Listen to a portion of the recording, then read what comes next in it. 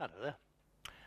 My name is Peter Thompson, and I've been involved in the greatest game in the world, well I think it is, from the age of about 3 days. My father was a golf professional, my brother was a golf professional, and I spent virtually all my working life being involved in golf, either teaching or playing or building golf courses. To me it's a very, very good environment. I just love it. This DVD is designed to help you play better golf by taking away one or two myths and ideas that you may have that are not practical and not logical, and good golfers don't actually apply them to their golf swings. One of the myths is that the club head in the backswing has to go low to the ground. Low to the ground. To achieve that, you have to go sideways, and I've yet to find any good golfer moving sideways, or any good golfer actually moving the golf club head back low to the ground. It doesn't happen that way. It really does not happen that way. I'm going to change to a driver to illustrate the point.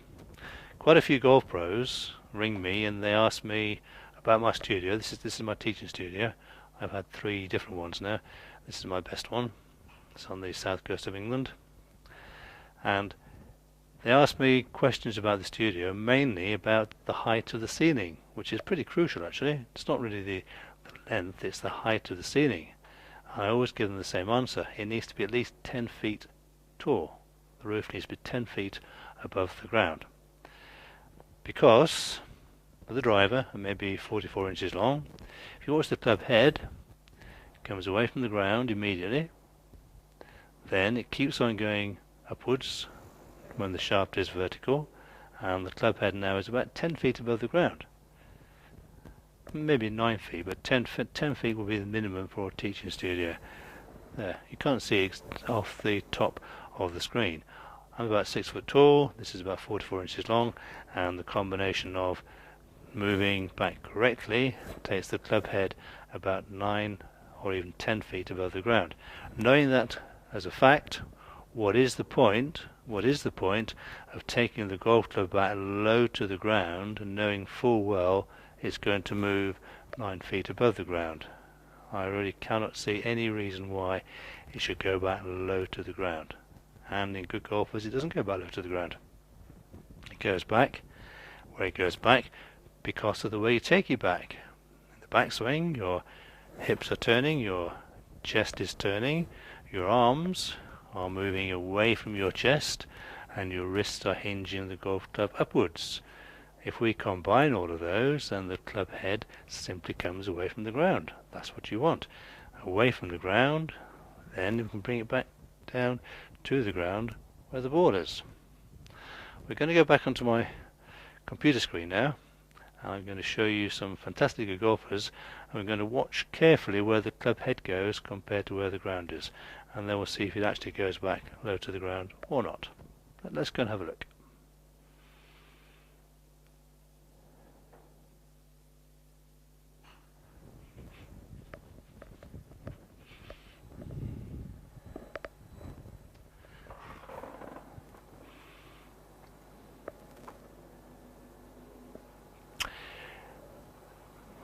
We will start off with the best golf in the world, and I have got a very interesting film to show you because it's taken from a low camera angle. It's a bit of a silhouette, I'm afraid, but that won't detract from what I'm going to show you, which is this.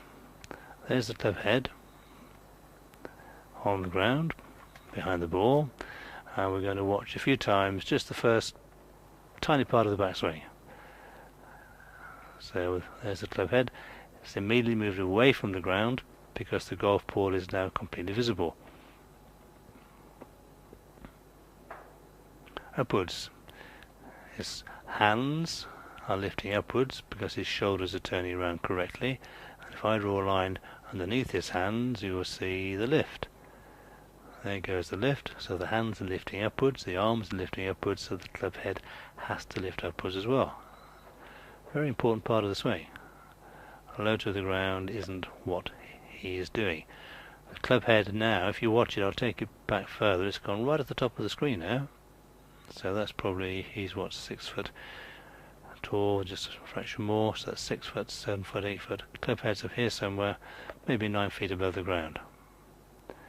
So to move the club head 9 feet above the ground, which is correct, by taking it back low to the ground, to me seems absolutely ludicrous. Let's have a look at somebody else now. A lady who was once voted the best lady golfer who's ever lived. And we're going to show Annika Sorensen hitting a short iron. And we use the same lines. Line below the hands, and a line under the club head. And we'll just watch. But watch the hands first. Arms are going to lift away from the body, like so, and if your arms lift away from the body, then the club head comes away from the ground. It also comes away from the golf ball, so it isn't going back straight or low. Everyone thinks the club head goes back straight and low. Well, there's the best lady golfers ever lived not doing that. Upwards immediately, and now you can see the club head is probably 7 feet above the ground. So to move it 7 feet above the ground by taking it back low to the ground, again, I think is a rather strange way of doing it.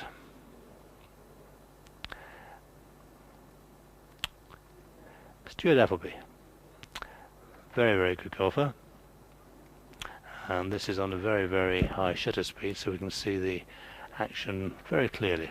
I'm going to zoom in on the golf ball and the club head, and then we can watch. We'll draw a line under the club head as well. And immediately, straight away, the club is coming away from the ball and away from the ground. So watch that one again. So immediately, as the body turns and the arms lift up, get your arms moving away from your chest. As your arms move away from your chest and your body turns round, the club head simply has to come away from the ground, as you can see.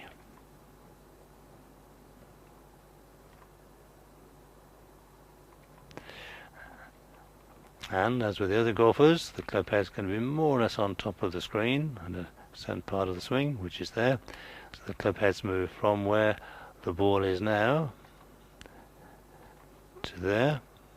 So it's moved upwards and it's moved round. Round because the shoulders are turning round, upwards because the arms are lifting. Again, the club head's gone probably 8-9 feet above the ground, so why bother taking it back low to the ground? There's just no point whatsoever. Great swing, great golfer. Face dead square. Very, very good.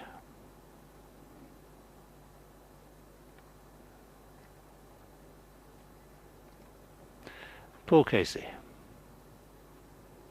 Great golfer, one of the best golfers in the world. I think he resides in America mainly now. Well, watch his swing all the way through. There's the ball going over into that gorgeous blue sky, isn't that lovely? And then we'll bring it back to the beginning, and then we'll zoom in on the club head, and we'll see if it actually goes back low to the ground. And there it is, coming right away from the ground, straight away from the ground and away from the ball. At no point did the club head go back low to the ground or touch the ground, and at no point was the club head moving back in a straight line. The club head is coming round and upwards because the body is turning and your arms lifting. As you can see, the club head is now a long way off the ground, into the backswing, top of the swing, club head again, top of the screen. Why take it back low to the ground, knowing full well it's going to go back 7, 8, 9 feet above the ground? There is simply no point.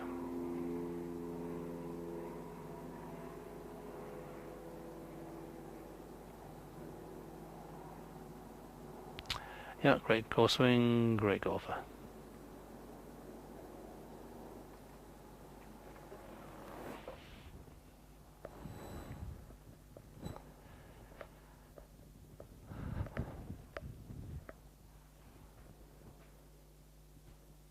I pride myself on improving people's golf from whatever standard they are. Some people can't break 100, and I can usually make sure they can. Some people want to win tournaments, and I can do that as well. My pupils have won 4 European tournaments, and many pupils have reduced their handicaps down quite a lot, down from +1 to +5, down from 39, 38 down to 17. Each of those achievements to me is the same, because someone has improved their golf from the starting point. Again, the mists of golf can slow down the process, even completely stop the process of developing a good golf swing.